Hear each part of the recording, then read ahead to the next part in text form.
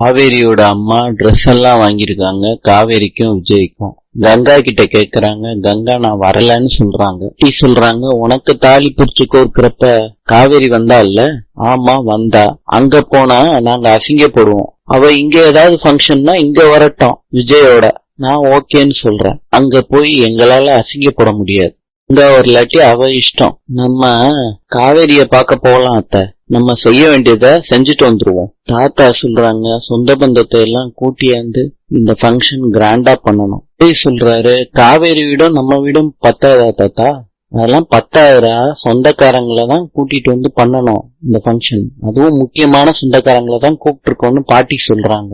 நம்ம வீட்டு விசேஷத்துக்கு வழக்கமா கேட்டரிங் வருவாங்கல்ல, அவங்கள வர சொல்லிடலாம். அப்பனா தாத்தா எனக்கு எந்த வேலையும் இல்ல அப்படித்தானே சொல்ல வரீங்க?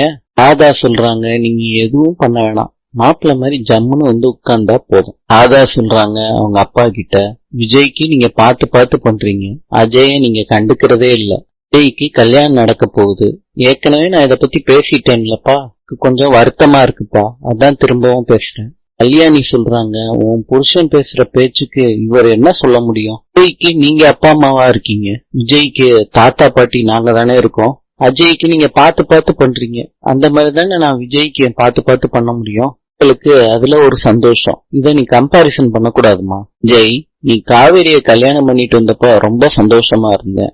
அப்புறம் நீ காவேரியோட பிடிக்காம நீ பேசிக்கிட்டு இருந்தப்ப பிடிக்காம கல்யாணம் பண்ணிட்டியோன்னு ரொம்ப வலியா இருந்துச்சு. இப்ப நீ காவேரிக்காண்டி ஒவ்வொன்னும் பார்த்து பார்த்து பண்றப்பாரு, அது ரொம்ப சந்தோஷமா இருக்குடா. ஓகே நீங்க ரெண்டு பேரும் பேரனோ பேத்தியோ பெத்து கொடுத்துருங்கப்பா. நீங்க ரொம்ப யோசிக்கிறீங்க. இல்லடா உங்க ரெண்டு பேத்துக்கும் சீக்கிரத்துல குழந்தை பிறக்கணும். உங்களோட குழந்தைக்கு பிறந்த நாளுக்கு ஊரை கூட்டி விருந்து வைக்கணும். அப்பதான் நான் நிம்மதியா போவேன். தாத்தா போவீங்க? எங்கேயோ போவேன். அதெல்லாம் நடக்கிறதெல்லாம் நடக்கும். நீங்க போய் படுங்க. உன் பிள்ளைய சீக்கிரத்துல பாக்கணும்.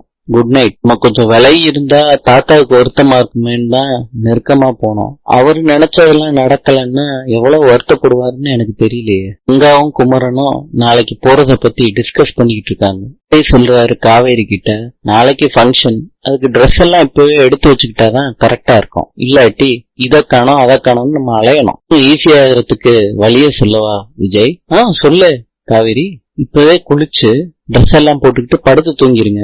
காலையில எந்திரிச்சு கிளம்பிடலாம். பண்ற ஒரு நாள் உனக்கு புரியும். அக்ரிமெண்ட்ட நான் முழுசா படிச்சு கையெழுத்து போட்டிருக்கணும். அவசர அவசரமா கையெழுத்து போட்டேன்ல, அது ஏன் தப்பு விஜய்.